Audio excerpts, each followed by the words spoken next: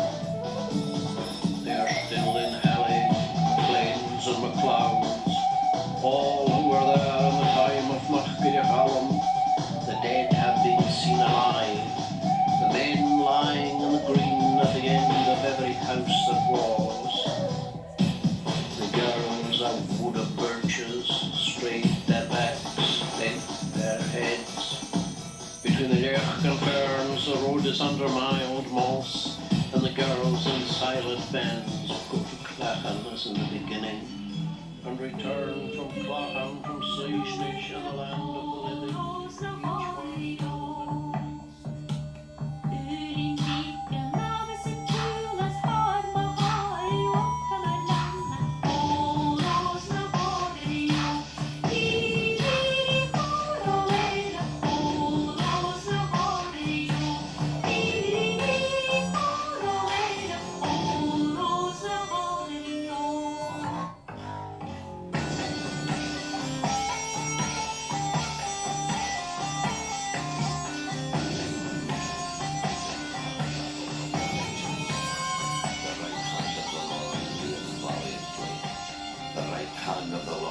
Exalted. I shall not die, but live and declare the works of the Lord. The Lord hath chastened me sore, but he hath not given me over unto death. Open to me the gates of righteousness. I will go into them. I will go into them, and I will praise the Lord.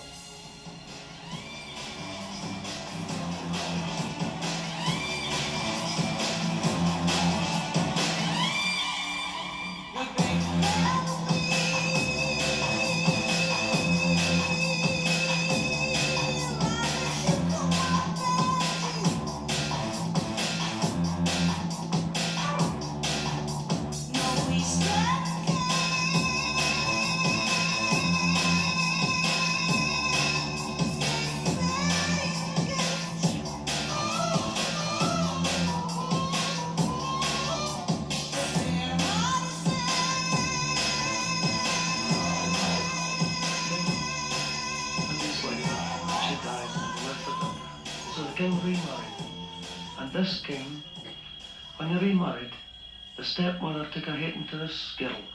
So she was going one day for a pitcher of water, and she let the pitcher fall. So she put the blame on the daughter. So she says to her stepmother, she says, look, she says, for God's sake, she says, leave me alone. So the girl sets away. The father drives her out. She had nowhere to go. She was just left alone.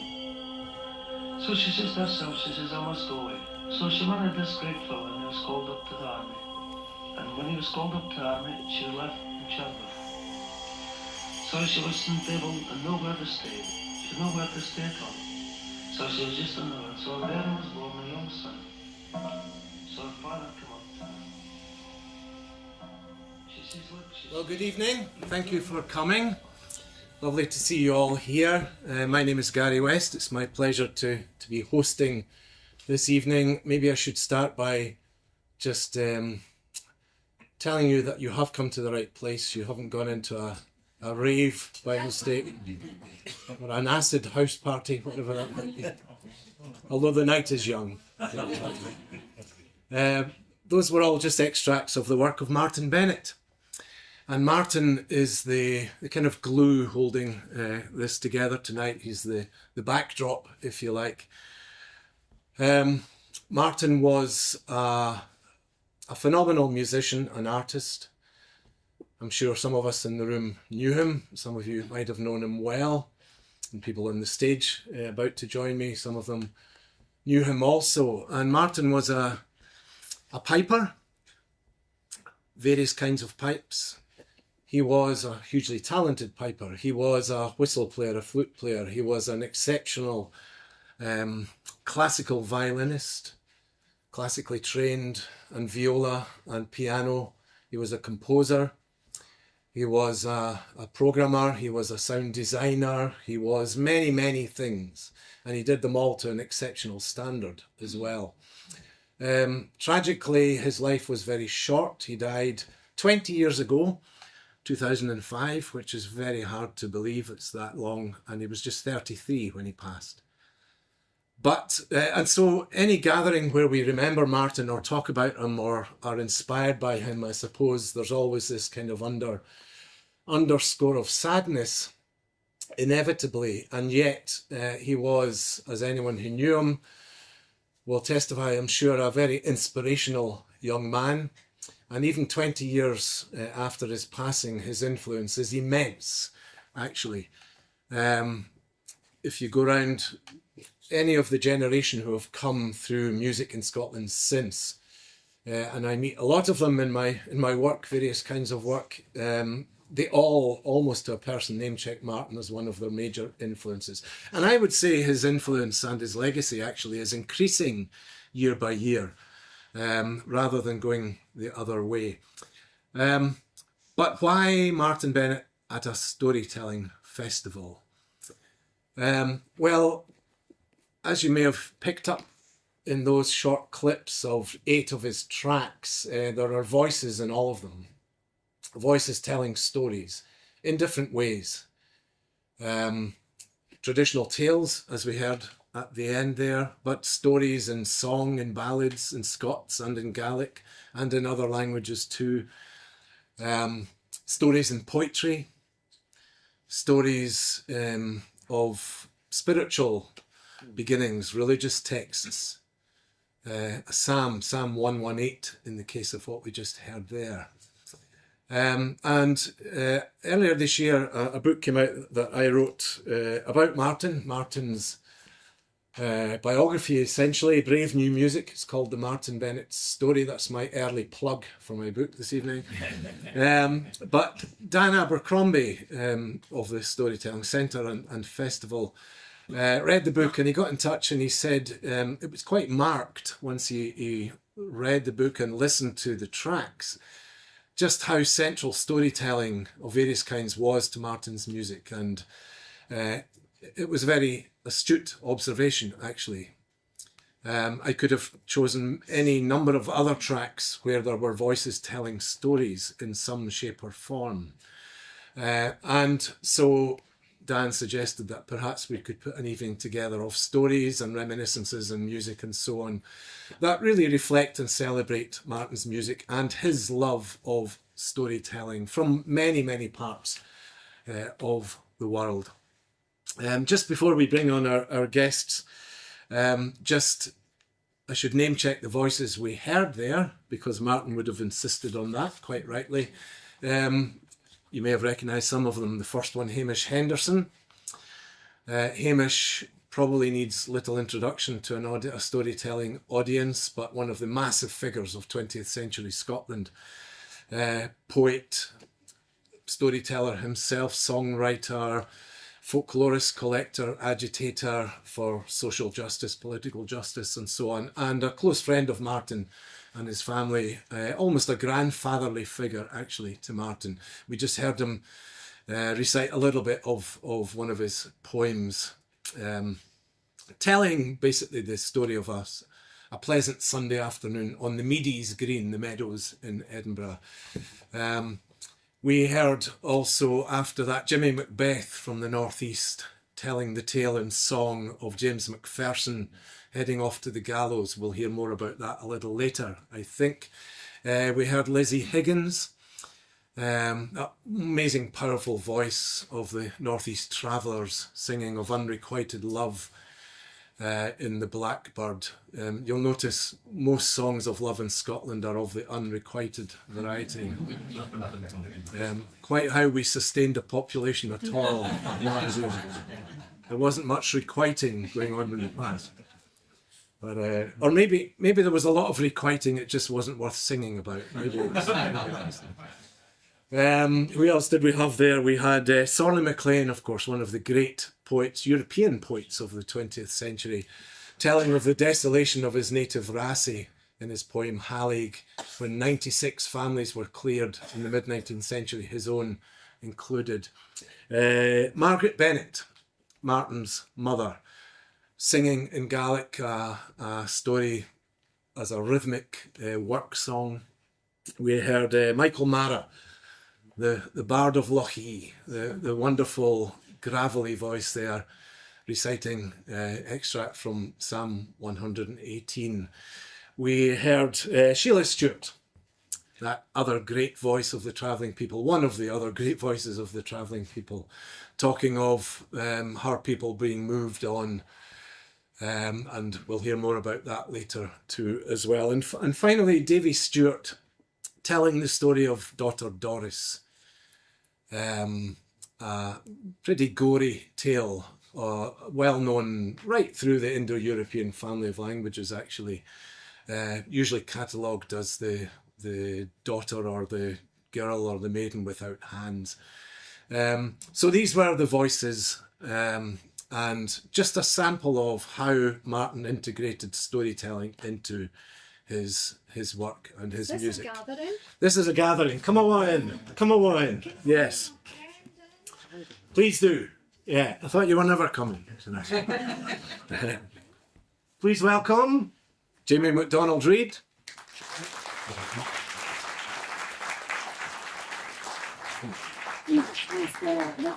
My friend Gauri from she's Indian, from Argyll. If that confuses you.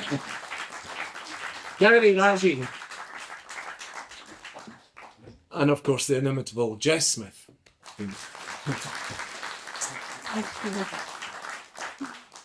So we're here really just to, as I said, keep Martyn in memory, maybe have a little chat about him and some of his work, but just it's the spirit of Martyn we're here to celebrate, really. And the people we have on stage really are in some ways representing three of the traditions that that was very dear to Martyn.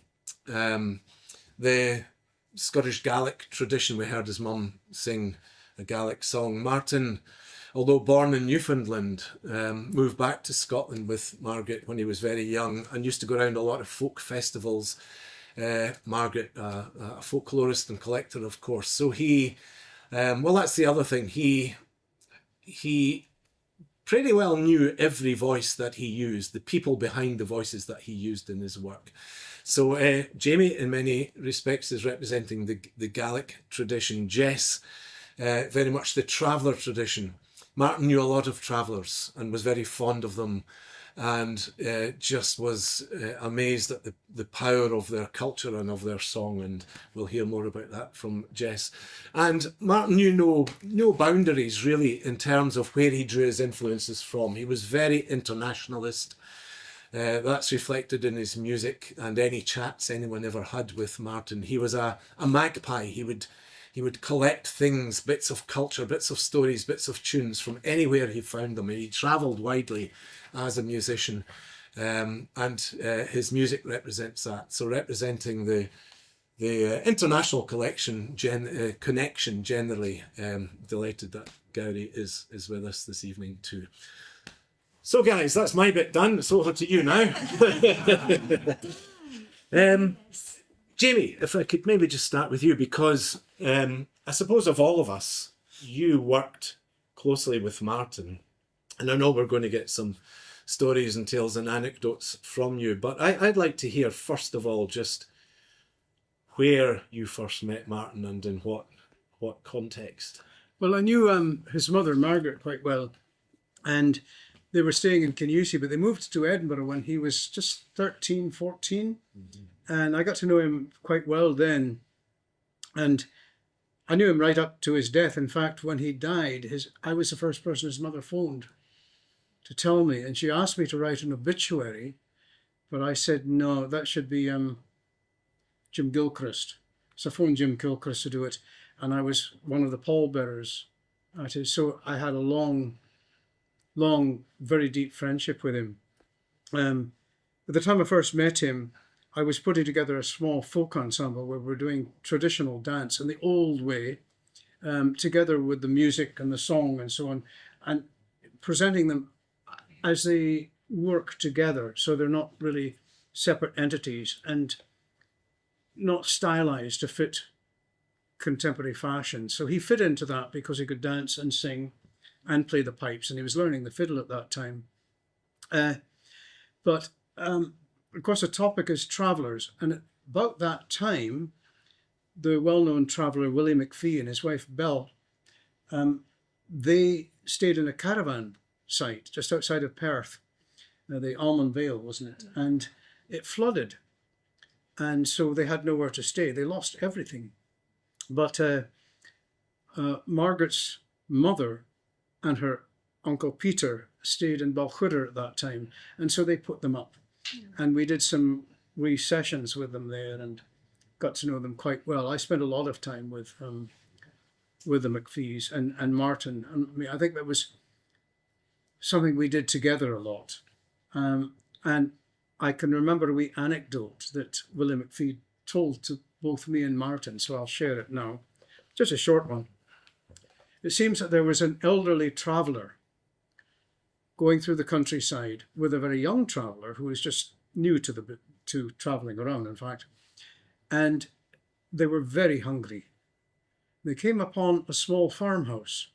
So the older traveller says to the younger one, listen, I'll teach you a trick to get fed. We'll get a reasonable meal out of this, I'm sure, but don't do it too often and don't tell other people. We don't want to let them know it's a trick. So he went out to the pasture and found among the cow pies, there was one that was quite dry, and he just peeled the grass from it, put it up on his hand as if he's delivering a pizza, and chaps on the door. And the woman comes to the door and says, what can I do for you? And he says, listen, this is all we've got for our lunch. Do you mind us borrowing a bit of salt and pepper just to make it, give it more flavour? And the woman says, is that all you have for your lunch? Oh, come inside, I'll give you I've got some stew going in here, I'll give you some bread and so on. So I had a great meal. Years later, the young traveller's grown up, he's on his own. He gets very hungry and he comes across a farm and he remembers the trick. So he goes out to the pasture, finds a nice dried up cow pat, peels it off the grass, puts it on his hand like he's delivering a pizza, goes and chops on the door. Farmer comes to the door, says, well, what do you want? And he says, well, excuse me, sir, but this is all I got for my lunch. It's just a dried up cow pat, and could I have a bit of salt and pepper to give it some flavour? The farmer says, is that all you've got for your lunch, an old cow pat? Come around the back, I'll get you a fresh one.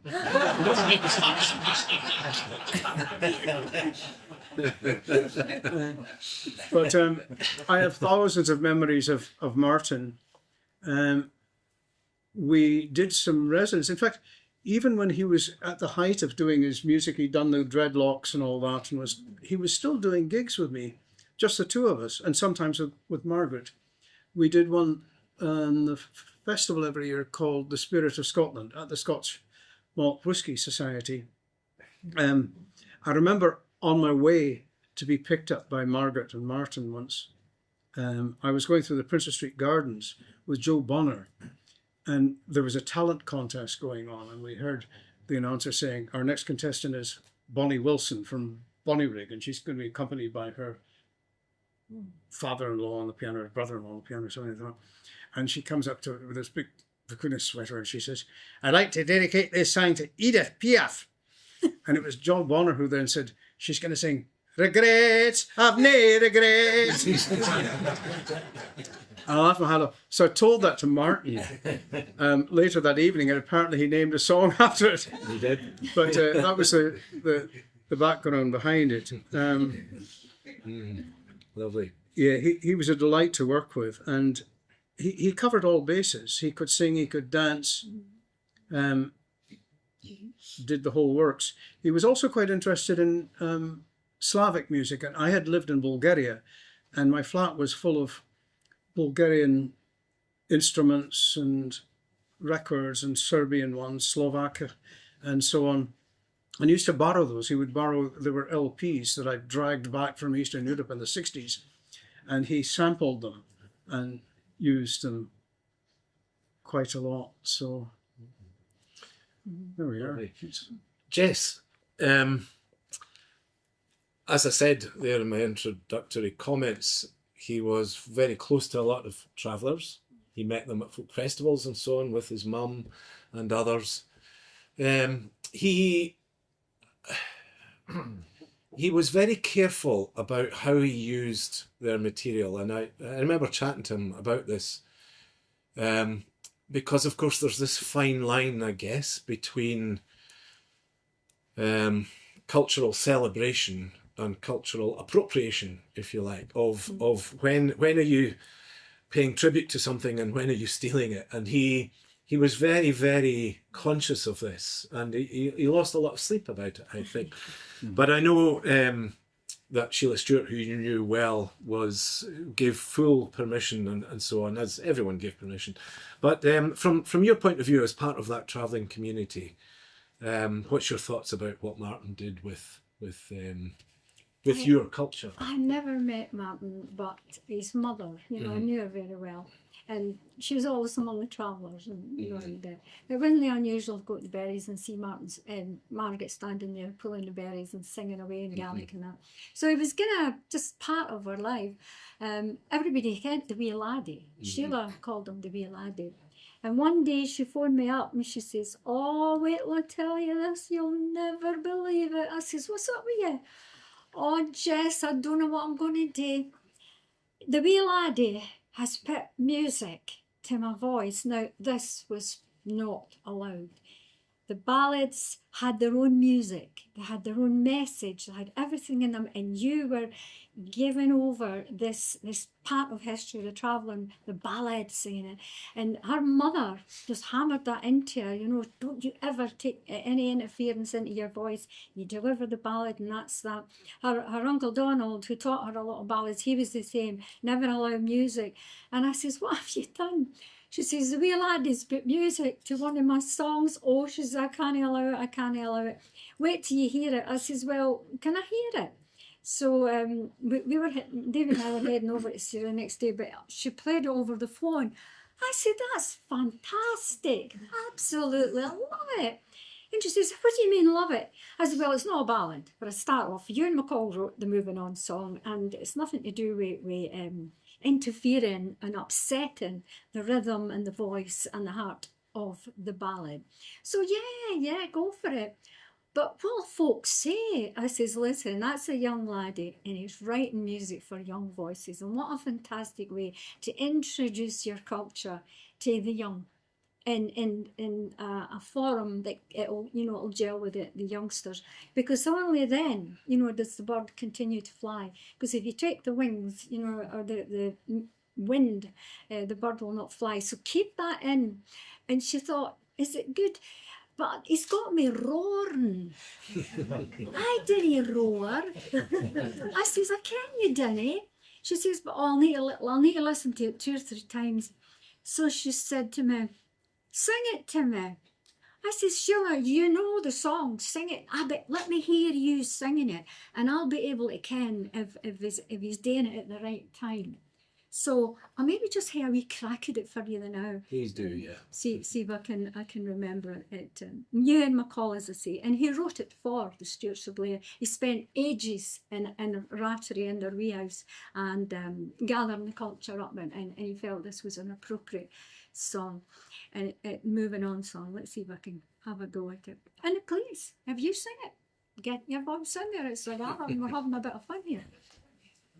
Born in the middle of the afternoon in a horse-drawing wagon in the oldie fine. A big 12-wheeler shook my bed. You can't stay here. The policeman said, you better be born in someplace else. So move along, get along, move along, get along, go, move, shift.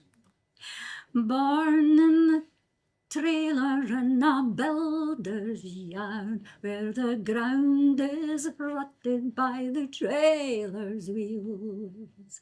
The local people said to me, you'll ruin the price of property. You better be born in someplace else. So move along, get along, move along, get along, go, move, shift. Born in the tatty lifting time in an elbow tent and a tatty field. The farmer said, your work's a done. It's time that yous was moving on. You better be born in someplace else. So move along, get along, move along, get along, go, move, shift. Born at the back of a blackthorn hedge, where the white hoarfrost lay all around. No wise men came bearing gifts, only the order came to shift. You'd better be born in someplace else. So move along, get along, move along, get along, go, move, shift. Wagon, tent, or trailer born last week, last year, or in far off days. Born here or 1,000 miles away, there's always men nearby who'll say, you'd better be born in someplace else. So move along, get along, move along, get along, go, move, shift. Now Sheila sang that to the Pope, the late Pope John Paul, Bellahouston Park, when he visited Scotland in Glasgow. There was thousands and thousands of people there, and he asked for an audience with Sheila. And it was 1984, I believe, and she was shaking with nerve, really was just terrified. But she met with the good man, and he said to her, I will never forget what the song that you sang to me. He says, not for the culture, he says, and not for the areas within the culture, it was that traveller hadn't even been born. That, he says, well, I will never forget. So Sheila loved that song, but she didn't mind that lovely music that was played there. Yeah, I think she ended up I think you persuaded her to like it. I think that, yeah. Just before we move off of that theme, Jess, did you experience some of the things that Ewan MacColl was writing about there in your own early days, getting shifted, moved on? I was 5 years of age when we moved into a bus. My father bought this Bedford bus. My mother had a heart attack nearly. She says, Charlie, I'm not living in a bus.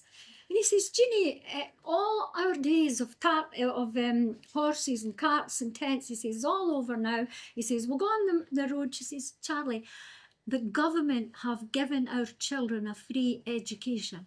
Let's get our bairns all educated, she says, and let them get every chance that everyone else has. To do that, we need to have an address, because the Royal Society for the Prevention of Cruelty to Children, the cruelty officers, are too keen to go into the tents and take a wee travelling bairn and say, a wee fat travelling bairn, and say, oh, look at this malnourished child, and the bairn's away.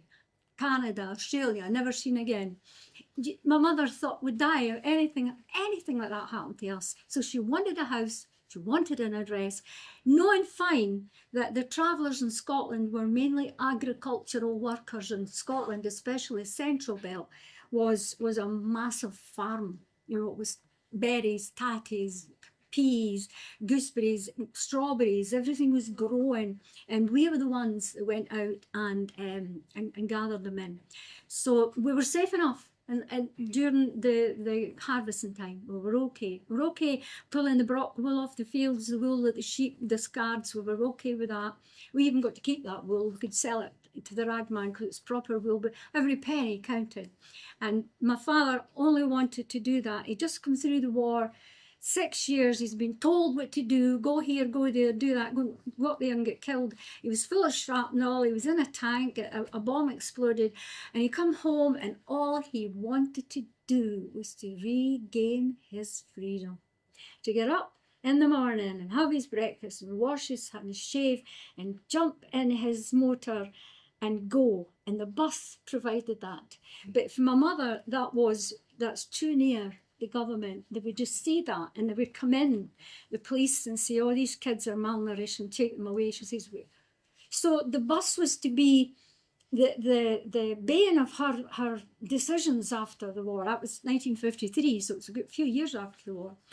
But when my father got a stair carpet, Axminster and Wilton, after he'd gutted it all out and put in a stove and a cupboard and beds and everything, and he went and he put the stair carpet. Now, a stair carpet in a bus is a fitted carpet, so it was right up the gangway of the bus. And when my mother came in and she saw and she put her finger in, it went up, you know, oh, that's lovely, Charlie.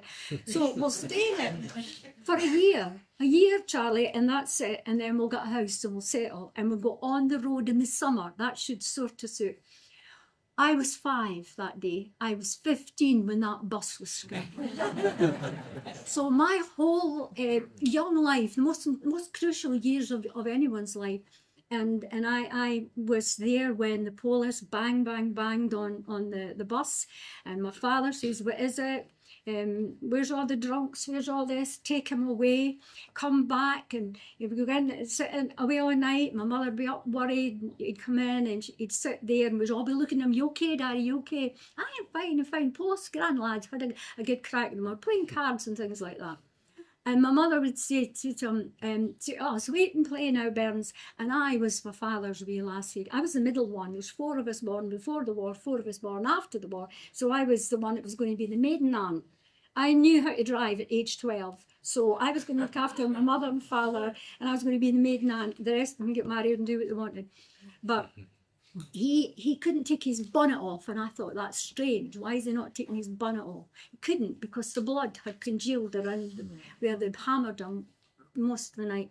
He got 6 months in Perth prison for reset. And when I was doing my research on those 10 years to write my books, I spoke to the police and I said, he got 6 months for recess, and the guy on the other end of the phone just laughed. He says, nobody gets prison for reset. And I says, well, he did. And he was a travelling man. So my grandfather used to say, when a travelling man goes into a court of law, justice goes out the back door. So but you know, it helps you to understand humanity. It gives you an idea about the weakness in people, and to be thankful that you don't suffer from those weaknesses like bullying and things like that. But I'll give you a laugh. I used to get bullied in school, in the secondary school, and there was a big fella, it was in Kirkcaldy in Viewforth Academy, and he was a school bully, and he was in my class, and he always saw me, and you know, you get your hair pulled, a kick in the shin and things like that. And I remember going in, and we were staying in the bus in a place called Oswald Road in Kirkcaldy. It was a used to be a brick factory.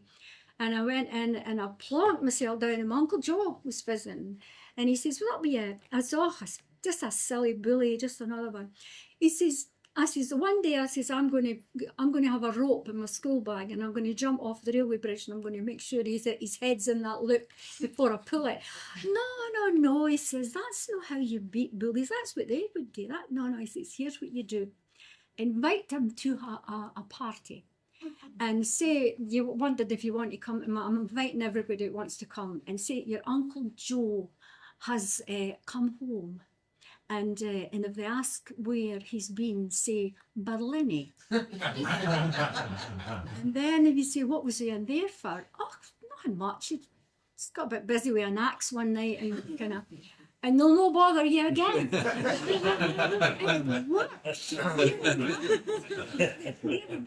Words of wisdom, indeed. Try that. Gauri, delighted you could join us tonight. Maybe you could tell us about what you're wearing, first of all, because we're feeling underdressed here, and you look this.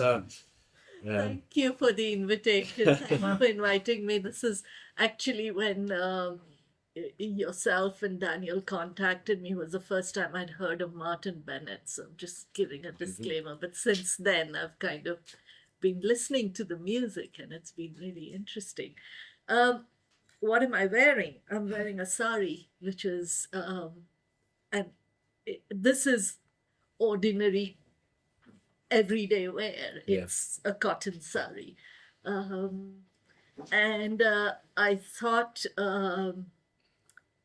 in homage to the international nature of Martyn's music, well, let me just put on my gear. Good. So yeah, as you said, Martyn's music was new to you. I know you're very interested in people and cultures and anthropology, as well as being a storyteller. I felt very much Martyn was in many ways a bit of an anthropologist.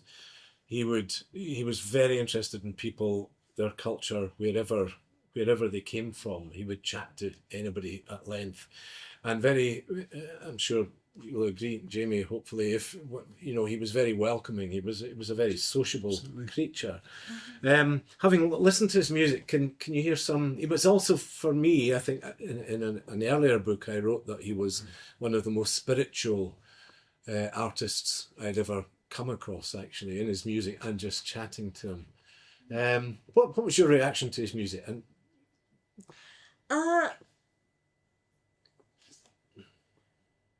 couple of things, I suppose. I think my first response when I listened to some of the tracks was just how mischievous it was. There's a trickster element to it, which I thought, this impulse allows him to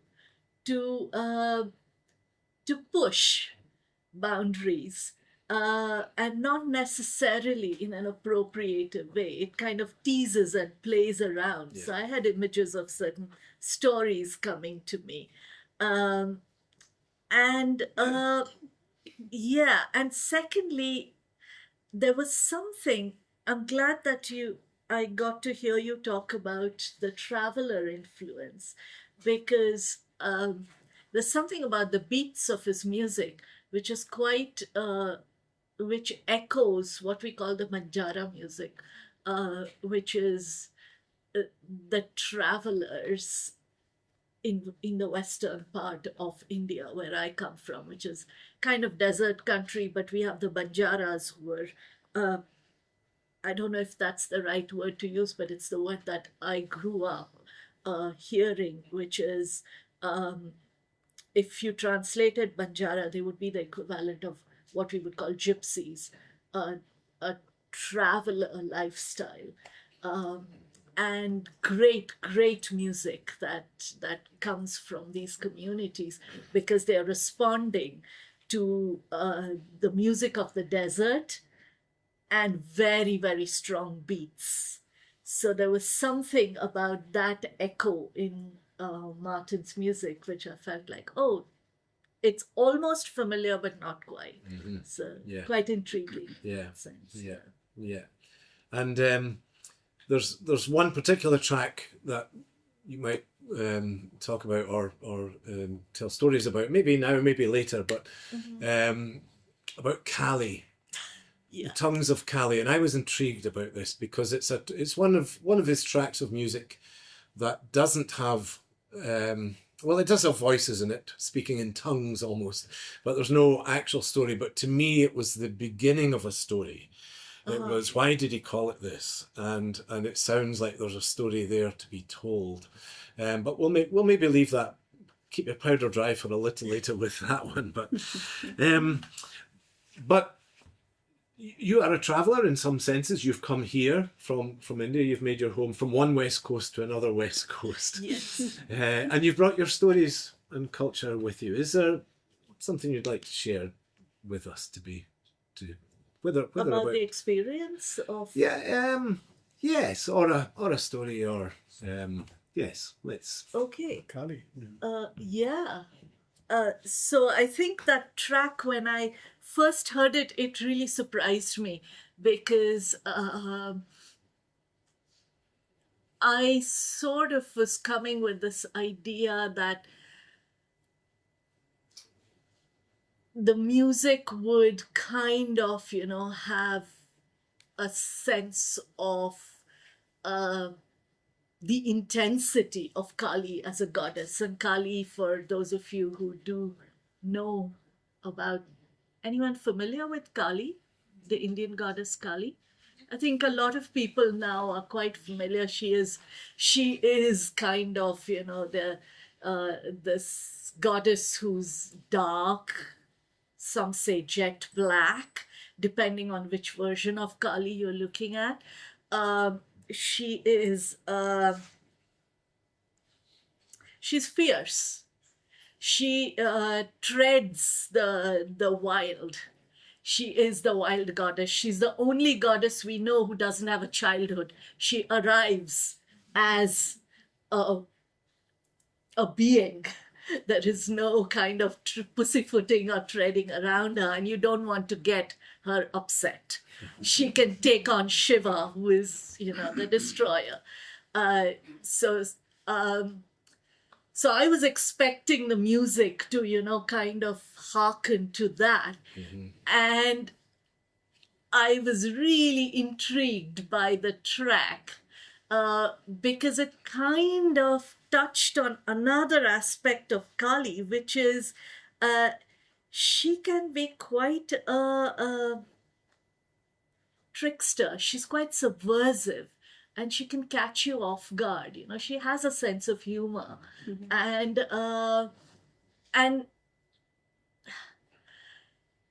in India, our gods and goddesses are not up there. We don't only hold them in reverence and awe. They are part of us. We are part of them. So very often, you will have lots of stories of Kali that are folk stories, because she is our village goddess. She's our Gram Devi. She is our Kul Devi. She's our family goddess, which means that, the relationship is intimate. And if Kali is your Gram Devi, your village goddess, or your Kul Devi, you're allowed to get mad at her. And you can bargain with her, you can, curse her, and she will respond in the way she believes is right in the moment. So it's kind of we have a lot of kind of folk tales around Kali. And when I heard that particular track of the Tongues of Kali, initially I thought I'd bring a little myth of Kali, but that track touched on something that was so earthy and so everyday experience of the goddess. So I thought, okay, I know a story to bring, and perhaps we'll. You want to go for that now? Shall I? Yeah. Are you ready to hear a story? Okay. So, who thought Martyn Bennett and a story from India? Okay, here we go. So this is a story that comes from the villages of India.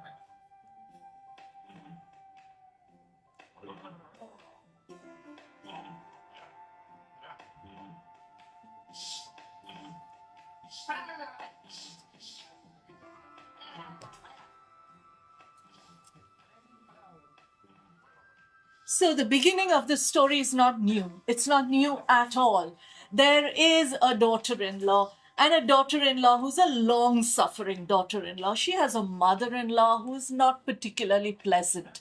I mean, not just not pleasant, she's downright nasty. She believes that her daughter-in-law is somebody who is a free pair of hands, a bit of labor that her precious son has brought into the house, and good on him.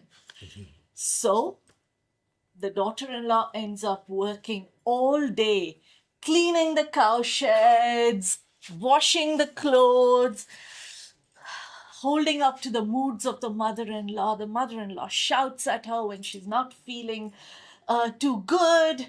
She's just a piece of labor, nothing else.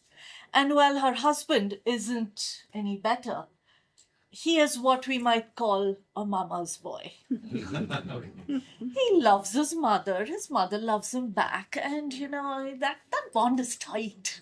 So, yeah, this another person will, keep her place in the house. Now, all of that would have been fine. It was a time when women sort of expected harsh treatment in the beginning in their husbands' homes. So for the daughter-in-law, it was perfectly okay that she had to do all the work. She had to clean the clothes, the cow shed. What didn't quite gel with her was that she was not allowed into the kitchen. She was not allowed to cook, and when the food was ready, all she got were just scraps. After her husband had eaten, after the mother-in-law had eaten, a few scraps. Now, what bothered her even more was that her mother-in-law made this particular kind of curry, which was made from a vegetable called a snake gourd. Anyone seen a snake gourd? It's not a particularly tasty vegetable. In fact, it's bitter, but it's in the craft of cooking it.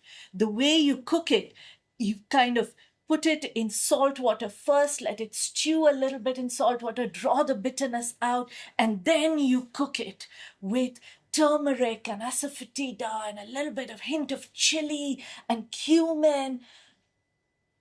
And by the time you finished cooking it, it tastes like heaven. And her mother-in-law was particularly good at making the snake gourd curry, the parval curry as we call it. But the mother-in-law, do you think she gave anything to the daughter-in-law? Nothing. The daughter-in-law, that stuck. That was the one thorn, and she determined she was going to get that curry. So one day as the mother-in-law was, just about to put some spices into the gourd curry that she was preparing, her daughter-in-law came running in, beating her chest. Mama, you don't know what I have heard, your sister.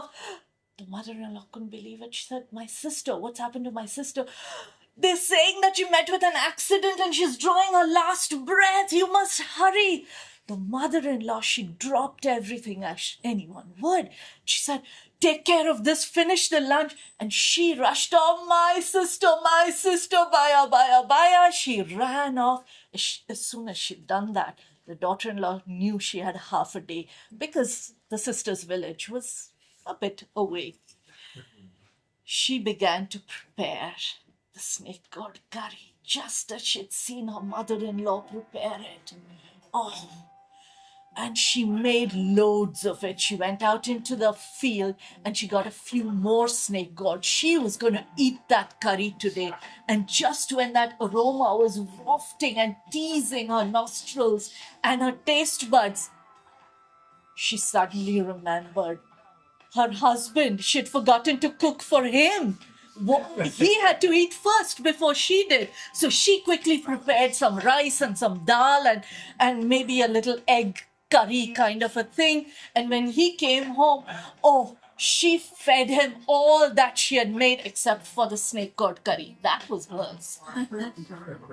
He ate as he did, didn't even notice, went for his afternoon siesta, and that was her chance. She put all that snake gourd curry in a pot, and these are big water pots, and she took that pot and she placed it on her thigh, and with that pot she walked straight to the edge of the village where there is a Kali temple.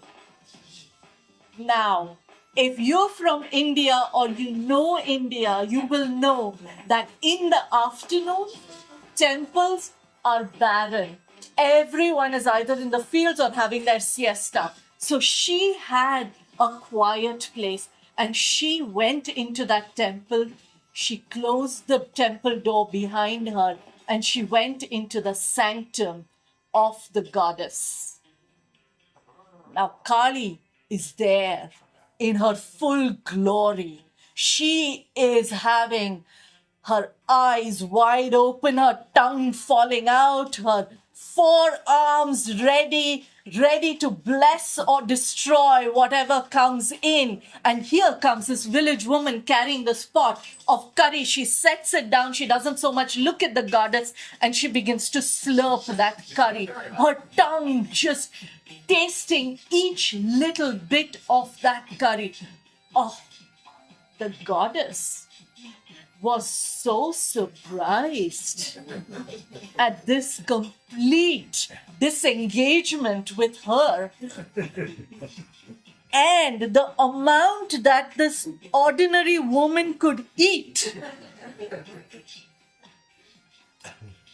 She put her hand right over her mouth, her tongue gone in. And that's how she stayed. The daughter-in-law didn't notice anything. Oh, she licked every little bit of that curry, and when she was done, she walked out of the temple extremely satisfied. Now, as evening fell and people came to the temple for the prayers, a terror ran through that village. The goddess has changed. The goddess has shifted. Does anyone know the news stories these days of the comet that's going to be passing Earth? And there are all sorts of theories about it. Apparently it's not a comet. It's supposed to be an alien ship, etc., etc. A similar wave of terror. I don't know why alien things always create terror. People were talking about this goddess. She didn't have her tongue falling out like Kali should. She had closed her mouth with her own hand. This was an ill omen. Children were going to die. Crops were going to fail. Measles was going to strike the village.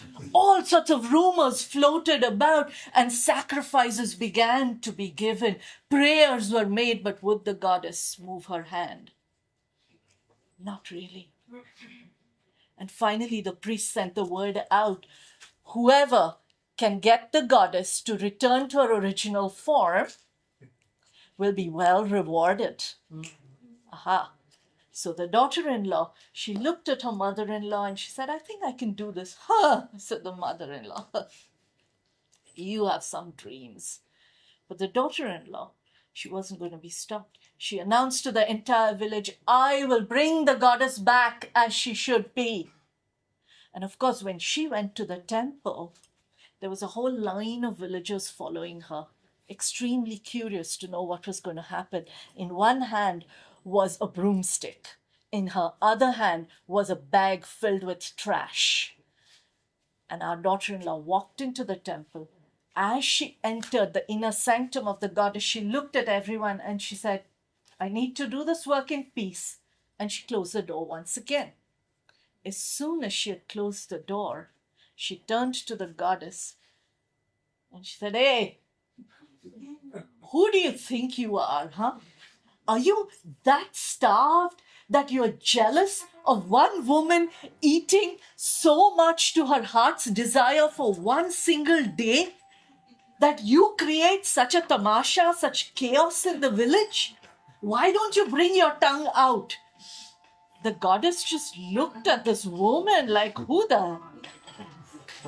is she? I don't know this person that I'm supposed to guard. Well, it looks like you're not going to change your form, are you? Right, you need some punishment, I think. And she picked up that broomstick and began to hit the goddess. The goddess was so surprised and a bit hurt that her hand fell off from her mouth. What about the tongue? The goddess couldn't figure out what was going on. And so the woman, she opened a garbage bag and she threw the garbage onto the goddess along with a few more whacks. "Out with the tongue," she said. And the goddess, now she was a bit afraid, because what she was seeing in front of her was an ordinary woman suddenly beginning to transform into a form of herself, a form of Kali.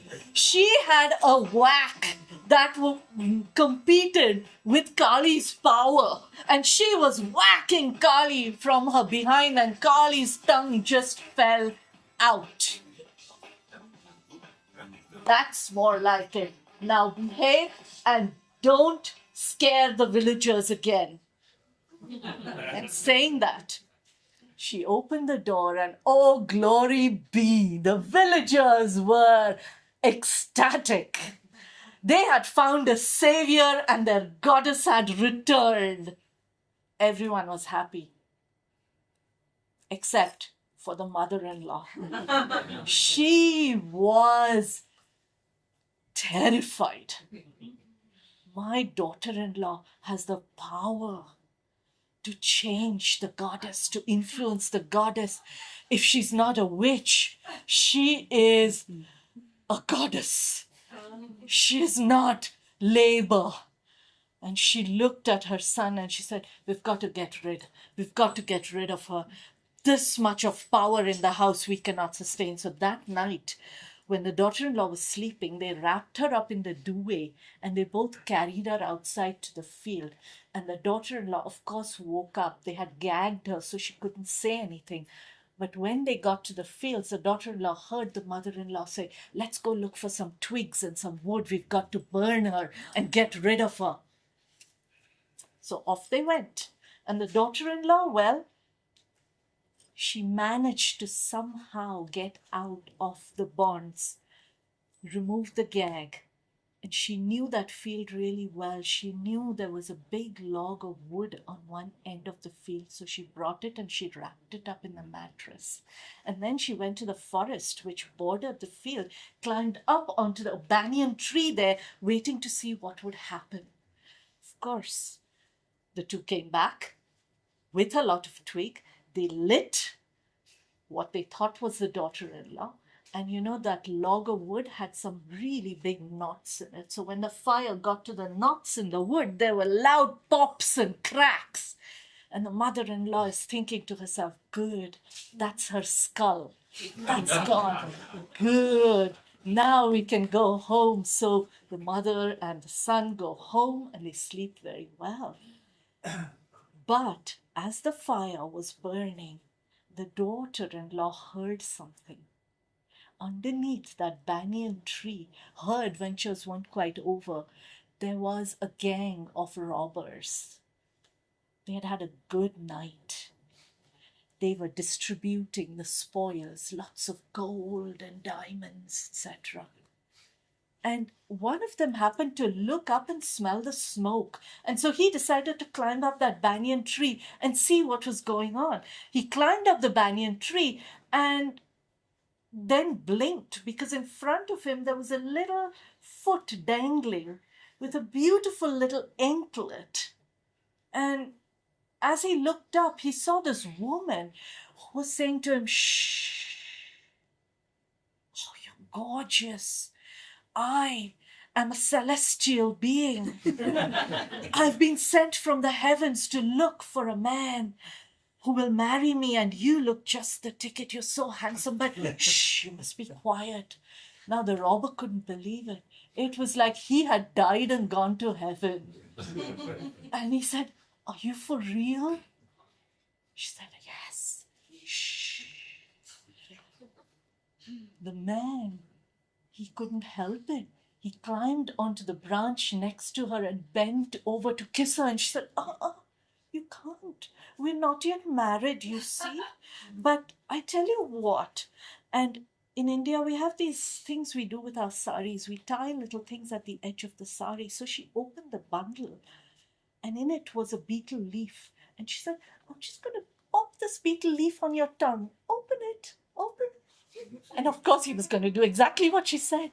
So she put the beetle leaf on his tongue, and she said, "You know, if I don't want to say it, but if you put the beetle leaf with your tongue onto my tongue, you know, we will be as good as married."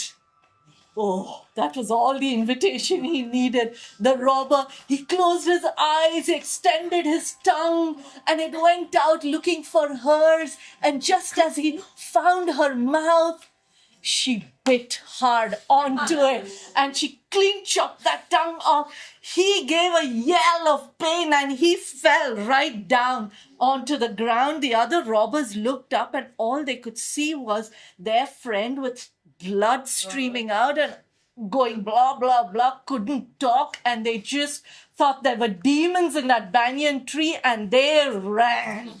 They scarpered. She picked up all the wealth.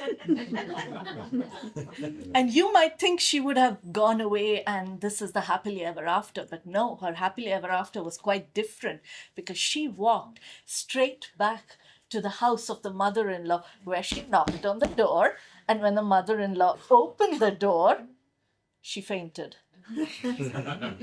When she came to, her daughter-in-law was massaging her forehead. "Are you okay?" But I thought you were. Yes, I when you cremated me, I did go to Yama's kingdom, the Lord of Death. His messengers took me there, and when Yama saw me, he started shouting at his messengers. He said, "She is not the woman you were supposed to bring. You were supposed to bring her mother-in-law. She is the evil one." And when I heard that, mother-in-law, I begged Yama. I fell at his feet and I said to him, "You were such a fine woman. It was not your fault. This is how women are treated. But, you know, he should spare you." And Yama, he was so touched by what I was asking, that he gave me all this wealth and he sent me back here. But he has a message for you. He said he's going to be keeping an eye on you. And if you did ever treat anyone badly, he's going to get his messengers to take you to his kingdom and put you in a vat of hot oil. But I am just reporting what was said to me by the great Lord of Death. And so it was that from that day onwards, she was treated very well indeed. She lived like a queen in a house where she was supposed to be a laborer. And Kali watched over them all.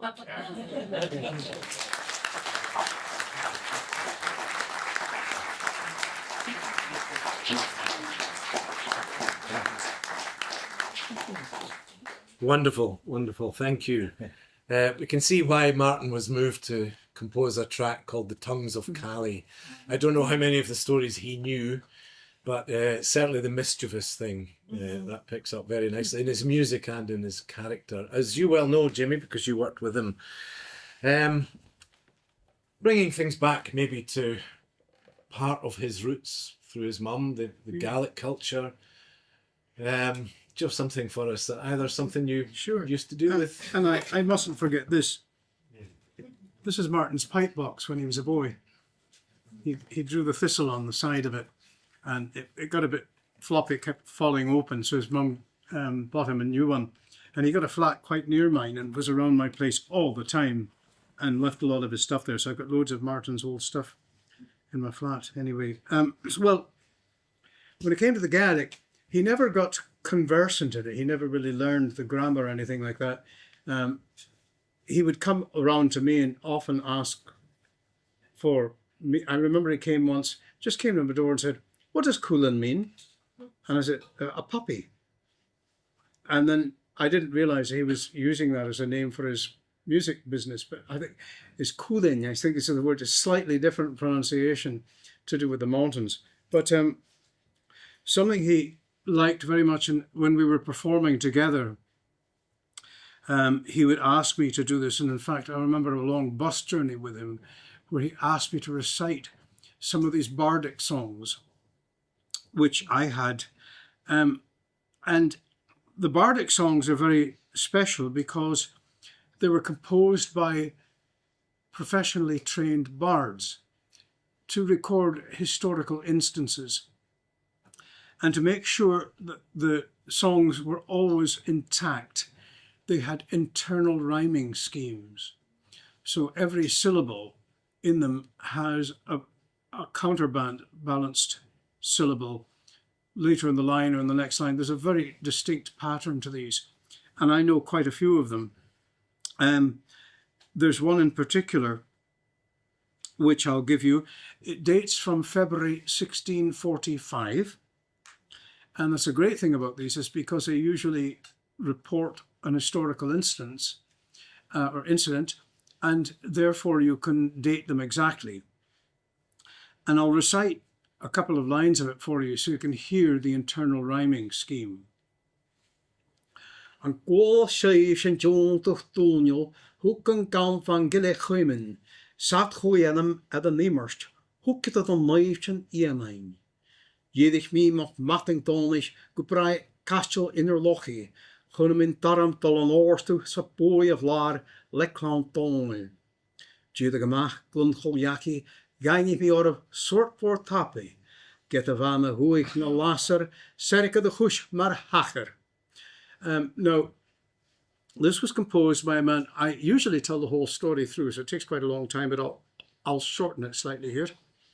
The Battle of Inverlochy, which occurred in 1645, was part of a whole series of wars that were occurring all over Europe. But in this particular instance, it was the Earl of Argyll, Campbell, with his lowland levies, had sailed his galley up to where Fort William is now. And he landed it there to catch the Clondonald, who had just ransacked his lands in the middle of winter. They were under Colkeithoch, a great warrior who was by ambidextrous. He could use a sword with either hand. But as the Clondonald was going up the Great Glen toward Inverness, scouts from Keppoch, including Ian Loam, who was a very scrawny person apparently, that's what Loam means, warned him that the Earl of Cromarty was coming down the Great Glen to face them with an army, and that the Earl of Argyll had come in his ship and brought these lowland levies up and landed them on the shore. Well, they would be trapped between the two armies, but Ian Loam and his buddies, who were goat herders, guided them up the side of the mountain in the snow, back through Glenroy, and when the sun rose, and that was in February, that would be quite late in the day, so they'd done this trip at night in deep snow. They were there to face and charge down the hill of the Campbells, the Earl of Argyll's lot. Well, before they charged, Colkeithoch offered a sword to Ian Loam, and Ian Loam said, "No, my profession is a bard. I must find a vantage point to see the battle and then record it. And so that's my task." And sure enough, the Clondonald came right down the hill, sent the Campbell levies, who had mostly come from Ayrshire, and those that managed to survive were skidding on the ice. There's still a stone marking how far they chased them down the way. And I'll give you the song now. You can join in, if you like, the chorus, which goes Hirim Horo, Horo Leha. 3 times. Hirim Horo, Horo Leha. Hirim Horo, Horo Leha. And this is the advanced line. Chayan La, Le Clandon. The day went with Clandon. Wel a scheef en tjontig tonjel, hoe kan van gilligemin, zat goeien met een niemars, hoe kan dat een lijfjen in mijn. Hirim horo, horo laha, hirim horo, horo laha, hirim horo, horo laha, gaan laha, lek van ton he. Jidig mi mag mathing ton is, goed praai kasjo in er lochie, hoor in tarm tollen oorstoe, a boy of lar, like Ponton Hill. Hirim horo, horo laha. Hirim horo, horo laha. Hirim horo, horo laha. Chayan laha, like Ponton Hill. Jidig machlen choyachi. Gainim hioro, sort word tappy. Get a vama huik na lasser. Serike de hush, mar hacher. Hirim horo, horo laha. Hirim horo, horo laha. Hirim horo, horo laha, chayan laha, lek van ton he. Scale a batje, nooit de hikug, heeft kein bellig, nan pil slieknjug. Hol het dremju, maar a hikug, le bolig lan on kjankum briestjug. Hirim horo, horo laha, hirim horo, horo laha. Hirim horo, horo laha, chayan laha, lek van ton he. Lashen huil, joga joa, sound wel leeg, na reich het joa, she must sluten nog moroer, van de hine gedach en toher. Hirim horo, horo laha, hirim horo, horo laha, hirim horo, horo laha, chayan laha, lek van ton he. Alle stevig kolle gasten, laafjes en skotten en kastjel, goeder huig het galf glassen, maar al het keil, kun huro haste he. Hirim horo, horo laha, hirim horo, horo laha, hirim horo, horo laha, chayan laha, lek van ton he. That's just a sample of it. There's 28 verses.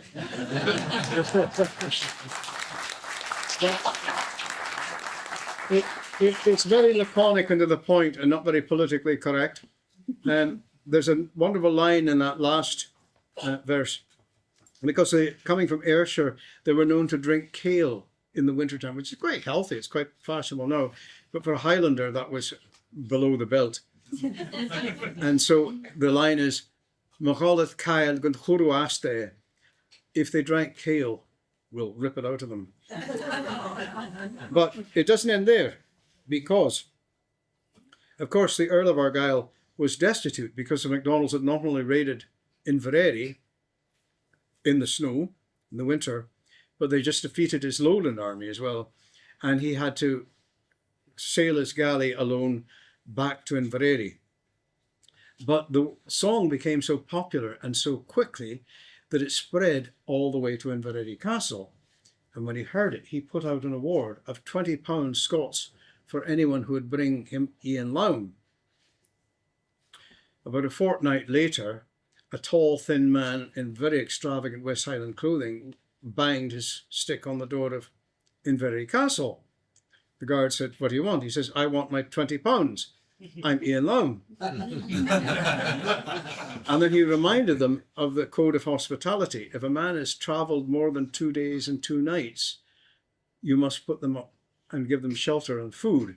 And so the Earl of Argyll had to take Ian Lown in as a house guest. But word is still around Inverary. We've got an Inverary fellow here, and they still say in Inverary in the streets that it turns out that the Earl of Argyll quite enjoyed Ian Lown's company, found him very witty, and was happy to have him there. But, of course, he'd lost so much money in these 2 disasters that he had to sail his galley off to Greenock to speak with his bankers to get a loan to restore some of his lost property, which meant that he had to leave Ian Lown as a guest in his house. And the first night when the Earl of Argyll was away, Ian Lown took himself a seat by the fire as he intended to do and waited for his supper to be served. And along came a big wooden bowl full of steamed limpets, which is not the best of suppers, I'll tell you that, having eaten them myself. So Ian Lamb got his little pick out, and he would pick a limpet out of the shell, pop it in his mouth, and then flick the shell into the fire, which of course would go pop. And he started doing this rhythmically. And as he was doing it, he extemporized aloud his new song about the bill of fare one would be served at Inverary Castle. And of course, the word got back to the kitchen, so the cook came out and said, "I'm very, very sorry, that's just your starter. I have roast beef on this way." So Ian Lamb got himself a fine supper, but unfortunately, we were obviously deprived of what would have been a great song. Another postscript to that is that I knew Hamish Henderson very well, even longer than Martyn Bennett. I think I first met him in 1965 when he recorded me. He was interested in my Gaelic dialect because I had a funny way of pronouncing an L like a W, which apparently was very archaic and unique to Arasig. So he did record me back then, but and I knew him very well throughout the years. But when he was in hospital in Morningside, Ruth Frame came to visit me, a wonderful singer stays in Dundee now. And she said, "Let's go and visit Hamish. We might not see him again." So we went to visit him. And when we came in, the nurses said that he isn't recognizing anyone anymore. So Ruth came in, and indeed, he didn't recognize her, although he knew her very well.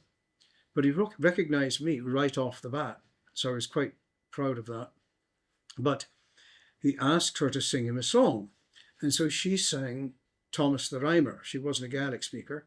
And she sang the version that she'd learned personally from Duncan Williamson, which is quite different from the standard version. And then he asked if I would sing him a Gaelic song. So I went through various ones, and he asked me to sing Blar Innerlochi. So I sang him that one I just sang to you, and it was probably the last song he ever heard because he died the next day. Yeah. So, Wow. Incredible. mm. Thank you, Jamie. Can't believe time's getting on. We're towards the end. It's gone like this. But Jess, do you have something else for us from your cultural background? Anything you like? Oh, well, why don't I sing a traveller's song? Please do. Yeah. That would be nice. I wasn't a singer. I was not taught to sing. I had older sisters that did 30 verses and that, and you could fall asleep listening to the start, and you're waking up at the time they finished. So I love this song, and it's a song I'm sure if Martyn had heard it, and maybe he did, he would have enjoyed listening to it. It's called the Dowie Dens of Yarrow. There was a lady from the north, you'd scarcely find her marrow. She was courted by 9 gentlemen and a ploughman boy from Yarrow. As we come out the high hill and down the glens in Arrow, it was there he met 9 gentlemen come fight with him in Yarrow. Oh, will you choose the gun, or will you choose the arrow, or will you choose the good broadsword and fight with us in Yarrow? I will not choose the gun, nor will I choose the arrow. Ah, but hand to me on good broadsword, and I'll fight with thee in Yarrow. Well, 3 he slew, and 3 withdrew, and 3 lay deadly wounded, and up stepped her brother John, and pierced him through through the bosom. Go home, you false young man, and tell your sister Sorrow that her true love's gone, lies murdered on the dowie dens of Yarrow. As she come o'er the high hill and down the glen sae narrow, it was there she met her brother John. Come speak to her of Yarrow.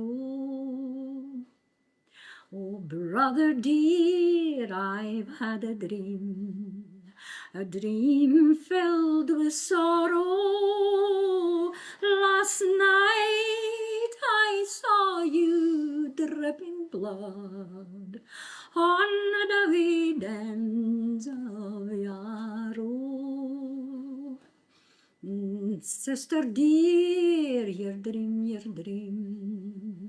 indeed it has proved sorrow, for your true love's gone, lies dead upon the dowie dens of Yarrow.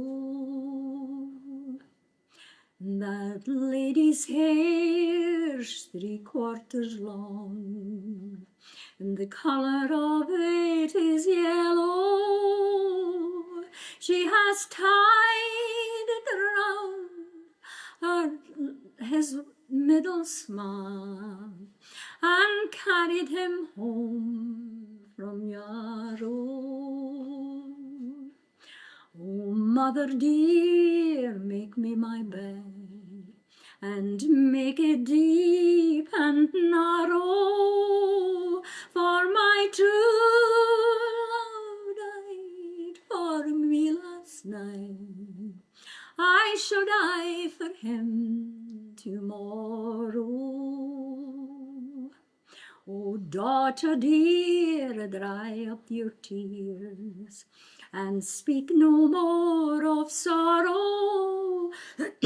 I shall wed you to a higher degree than a ploughman boy from Yarrow. Oh, mother, you have 5 fine sons. You could wed them off tomorrow, but the sweetest flower that ever grew was my ploughman boy from Yarrow. That maiden's gone into her bed so deep and narrow, and now she dances with her love on the dowie dens of Yarrow.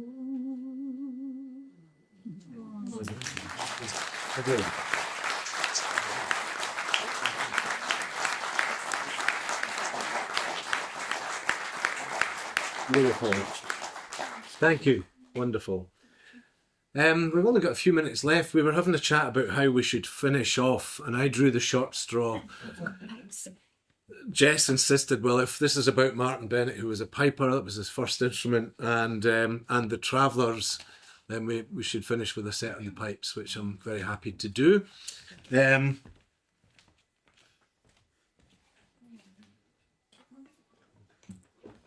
You can have the big ones or the wee ones. You want the big ones? Actually, you're getting the big ones for you.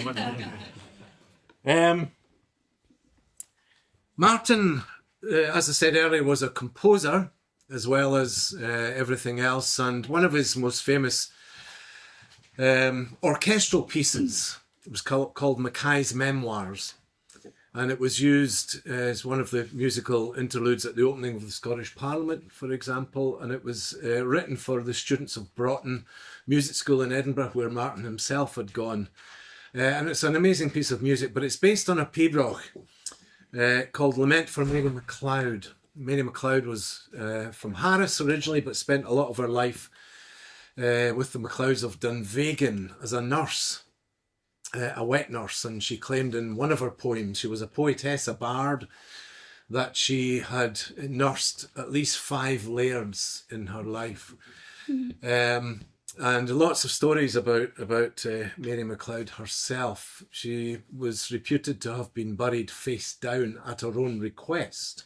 Quite what that was about, we're not sure. Anyway, this Pibroch, I'll just play a little bit of it, was the basis for this orchestral piece from Martyn.